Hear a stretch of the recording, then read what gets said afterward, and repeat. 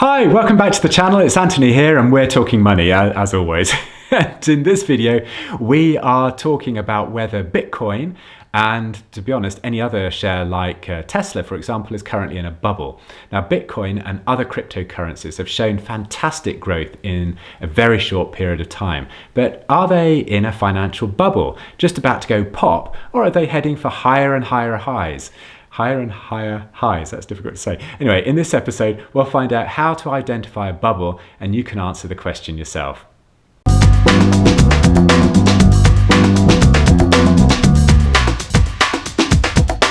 So, what is a financial bubble? And more importantly, how can you identify one? Bubbles are not new.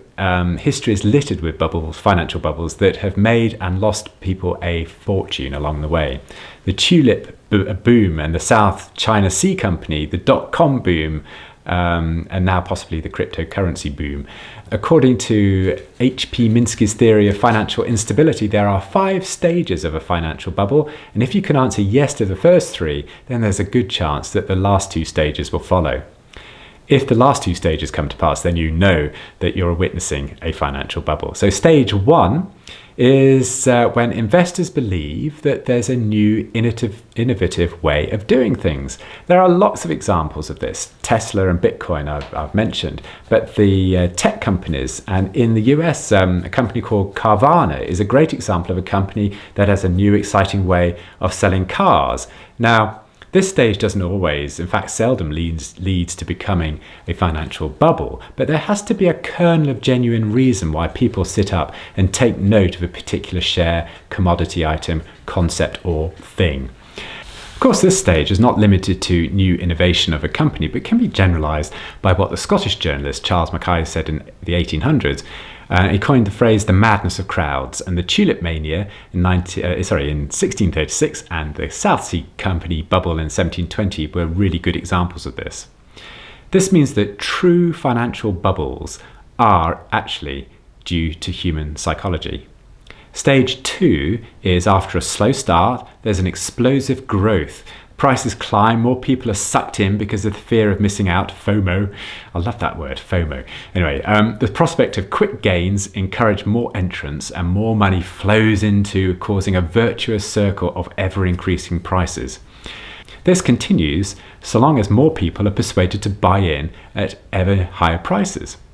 Stage 3 is the belief that new fundamentals are at play to support ever-growing prices. No matter how high the price, there is always a justification of it going further.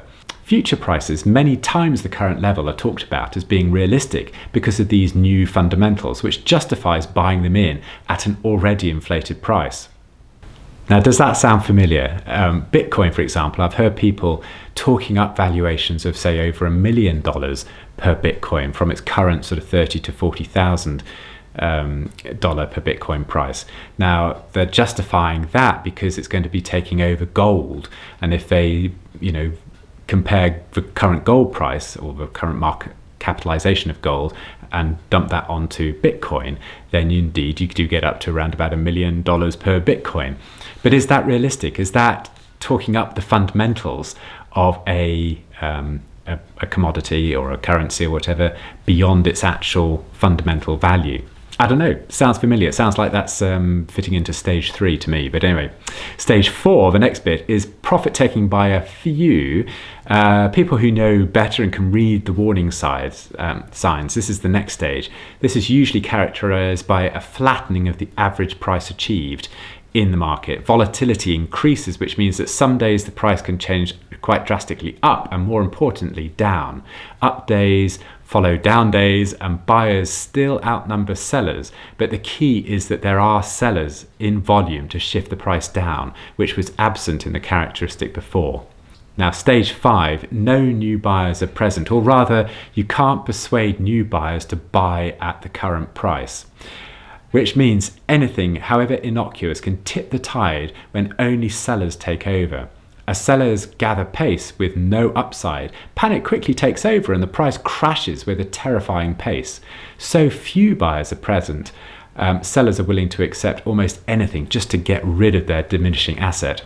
In the case of the tulip mania in the 1600s, it took 3 months Just 3 months for the price of one tulip bulb to go from the price we would pay at the supermarket, you know, a dollar or a pound or whatever, to being worth 10 times the average annual wage. Just think about that for a moment. In today's money, one bulb would be worth about $500,000. And then it took 3 months to crash to just a couple of dollars in today's money again. So 6 months from start to finish, that's all it took.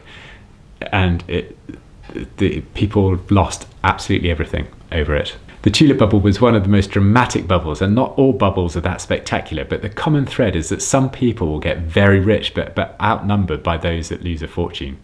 So does this apply to cryptocurrencies? And does the belief that cryptocurrencies represent a new paradigm shift on how money will change hands in the future meet the first criteria? And the rapid growth certainly satisfies the second stage of a bubble. Now in stage 3, are those touting Bitcoin justifying the ever-increasing prices with new valuation measures?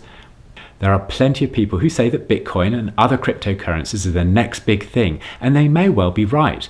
But balance this against the fact that none of these currencies pay a dividend, and unlike gold, which is a very real-world use in industry, cryptocurrencies have none of these to support its value.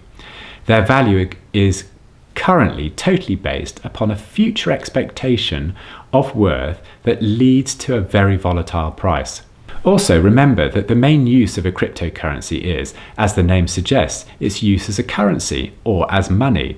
But what makes a good investment makes terrible money. What I mean is that in order to make a good form of money is boring, stability, and what makes good investment is the complete opposite, i.e. volatility, and therefore the ability to make profits.